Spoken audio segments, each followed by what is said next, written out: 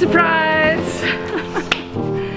We emptied hundreds of boxes, just like this one, for your students.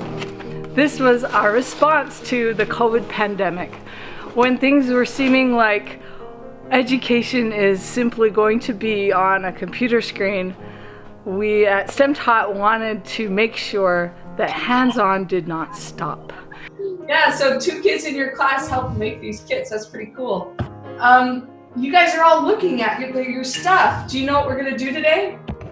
So why in the world would we do that? We did it because our mission is to make sure that these students have excellent hands-on supplies. We're going to get out our scientific tools. We've got our tweezers and fossils. So that's the fossils right there. And this is a really special lab because you guys are some of the first students to ever get to take this fossil material home. And those supplies inspire their excitement for learning.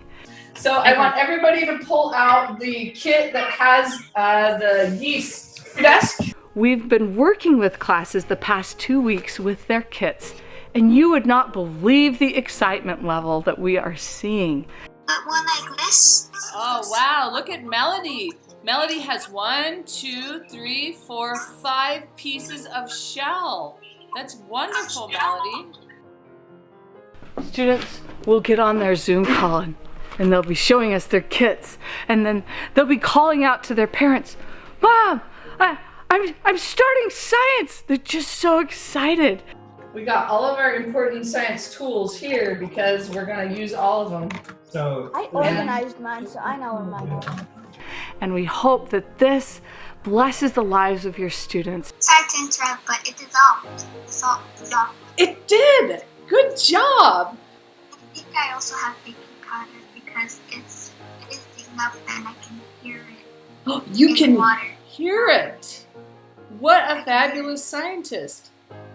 So it was about a 2-month effort to build these 10,000 science kits.